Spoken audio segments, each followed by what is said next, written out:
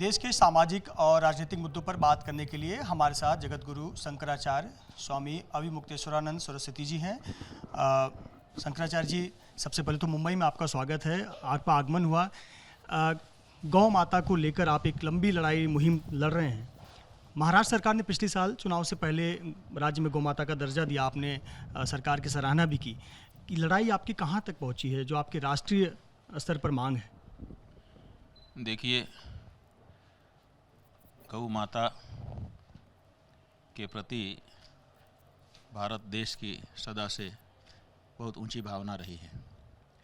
भारत में जो संस्कृति है, जो धर्म है, जो सभ्यता है, जो परंपरा है, उसमें गाय को माँ कह कर के संबोधित किया जाता है और उसको पूजा जाता है। लेकिन उसी भारत देश में आज गाय को काट करके उसके मांस को बोटी बोटी करके बेचा जा रहा है और इसीलिए भारत के जो मूल निवासी हैं वो दुखी हैं और वो चाहते हैं कि ये अत्याचार अन्याय बंद हो। अब उस बात को समय समय पर सनातन धर्म के लोग उठाते रहते हैं। अभी गोपाल मणि जी नाम के एक गौ प्रेमी हैं जिन्होंने अपना पूरा जीवन गौ माता के लिए समर्पित किया है। उन्होंने गौ प्रतिष्ठा आंदोलन चलाया। चारों शंकराचार्यों से उन्होंने जाकर के अनुरोध किया कि आप आचार्यों को अब इसमें आगे आकर के कुछ करना चाहिए। उसी क्रम में हमारे पास भी वो आए और हमने कहा कि ठीक है, आपका आंदोलन बिल्कुल सही है, हम सब मिल कर के इसको सहयोग करेंगे। तो हम लोग कर रहे हैं और उनकी बात को आगे उठा रहे हैं और इस समय पूरे देश में चर्चा तो है। बहुत सारे लोगों ने अपने अपने स्तर पर इस बारे में सोचना शुरू किया है। कई प्रदेशों ने तरह तरह से इस पर संज्ञान लिया है और जैसा कि आपने बताया, महाराष्ट्र की राज्य सरकार जो पिछली थी उसने गौ माता को राज्य माता घोषित भी किया था, लेकिन उसका प्रोटोकॉल नहीं बन पाया था क्योंकि तत्काल चुनाव आ गया था। तो अभी हम आए हैं चातुर्मास्य के निमित्त यहाँ पर। एक तो यहाँ के लोगों ने जब हमसे प्रार्थना की कि यहाँ चातुर्मास्य करिए तो हमको अच्छा लगा क्योंकि ये आदरणीय प्रदेश हमारी दृष्टि में हो गया। भारत में इस समय दूसरा कोई प्रदेश नहीं है जो गाय को माँ कहने के लिए हिम्मत रखता हो। महाराष्ट्र कम से कम ऐसा प्रदेश है जिसने माँ को माँ कहने की हिम्मत रखी। तो स्वाभाविक है इसके प्रति आदर का भाव हम लोगों के मन में है।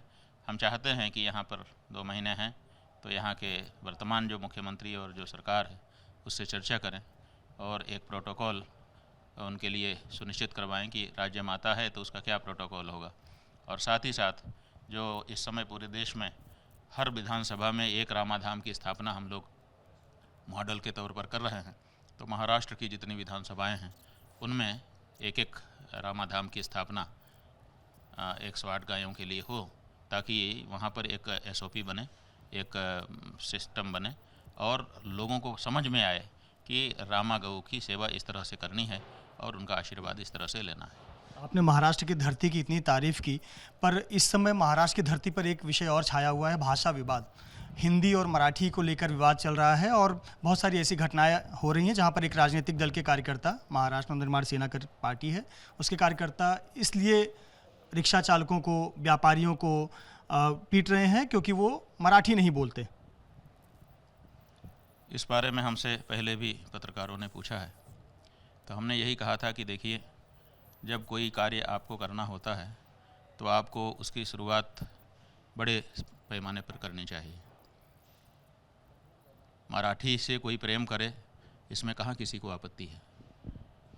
मराठी का प्रचार करने के लिए कोई कटिबद्ध हो जाए, इसमें कहाँ किसी को आपत्ति है। लेकिन मराठी को थप्पड़ वाली भाषा घोषित करने लग जाए कोई कि थप्पड़ मार भाषा है, तो क्या इससे मराठी का यश बढ़ेगा कि घटेगा? आज आप क्या समझते हैं कि केवल महाराष्ट्र में रहने वाले लोग मराठी से प्रेम करते हैं? ऐसा नहीं है। पूरा देश मराठी से प्रेम करता है और महाराष्ट्र के लोगों ने पूरे देश में जा कर के, लक्ष्मीबाई झांसी में थी, कहाँ की थी? ठीक है ना। और इसी तरह से जाने कितने नाम हम गिना देंगे। तो पूरे देश में महाराष्ट्र के लोग, मराठी बोलने वाले मूल लोग जा कर के अपना अपना कार्य कर रहे हैं और हिंदी हमारे देश की राजभाषा है, उसका भी अपना एक प्रोटोकॉल बनता है। अगर वो किसी देश के भूभाग में बोली जा रही है या उसके बारे में कोई प्रयत्न किया जा रहा है तो उसमें क्या आपत्ति होनी चाहिए। हम कहते हैं कि देश के बाहर भी बहुत से ऐसे स्थान हैं जहाँ पे मराठी सिखाई जाती है और लोग सीखते हैं। और बहुत से लोग ऐसे होते हैं जिनको दूसरी भाषा नहीं चढ़ती है। आप ऐसा मत समझिए कि हर व्यक्ति में ये क्षमता है कि वो बहुभाषाविद हो जाए। तो जिसको, बहुत से ऐसे लोग हैं देश में, ज़्यादा संख्या है ऐसे लोगों की है जो एक भाषा ही बोल पाते हैं जीवन में। अगर उनको बार बार भी सिखाओ तब भी वो उसी भाषा को और उसी भाषा के शैली को लेकर के आते हैं। तो आप कैसे तय कर देंगे कि सबको हम मराठी सिखा देंगे? और जो लोग ये कह रहे हैं उनका इतिहास सबके सामने है। वो लोग भी तो कभी महाराष्ट्र से बाहर से आए थे। उन्हीं ही के बाप दादा ने जो अपनी जीवनी लिखी है, अपने परिवार का इतिहास लिखा है, उसमें उन्होंने लिखा है कि कभी हम लोग मगध से आए थे। तो जब आप मगध से आए थे तो आप मराठी नहीं थे, उस समय आपको महाराष्ट्र की भाषा भी नहीं आती होगी। लेकिन महाराष्ट्र वो महाराष्ट्र था जिसने मगध के आए आदमी को स्वीकारा और स्वीकार करके उसको इतना बड़ा मराठी बना दिया कि आज वो मराठी के लिए लड़ रहा है ना। मागधी जो भाषा थी मगध की वो भूल गया और मराठी रह गई। तो ये जो प्यार आपके पूर्वजों ने, महाराष्ट्र के लोगों ने आपको सिखाया, आप उसको क्यों नहीं आगे बढ़ाते हो कि हम इतना लोगों को प्रेम दे दें, इतना उनको अपना बना लें कि वो अपनी भाषा भूल करके हमारी मराठी में ही बोलने लग जाएं? ये रास्ता क्यों नहीं अपना? आप ठाकरे कुटुंब की बात कर रहे हैं जिनका कहीं ना कहीं ओरिजिन जो है वो मगध से रहा है। आज वो दोनों भाई एक मंच पर आ गए, लेकिन एक भाई तो ये कह रहा है कि अगर कोई भाषा का, मराठी भाषा का अपमान करेगा तो उसे कान के नीचे बजाओ, यानी थप्पड़ तुम्हारे ऊपर वीडियो मत बनाओ। तो उन्हें आप कुछ कहेंगे, राज ठाकरे, उद्धव ठाकरे को? बात यह है कि हमको कहना पड़े, ऐसा पब्लिक में बोलने वाले व्यक्ति के बारे में अगर हमको कुछ कहना पड़े तो हम समझेंगे कि देश में कानून व्यवस्था समाप्त हो चुकी है।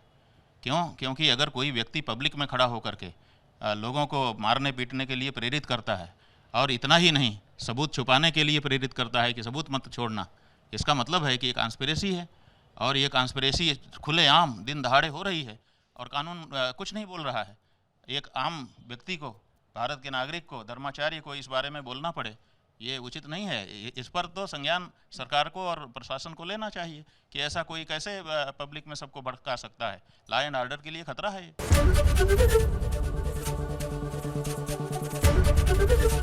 एबीपी गंगा, खबर आपकी, जुबान आपकी।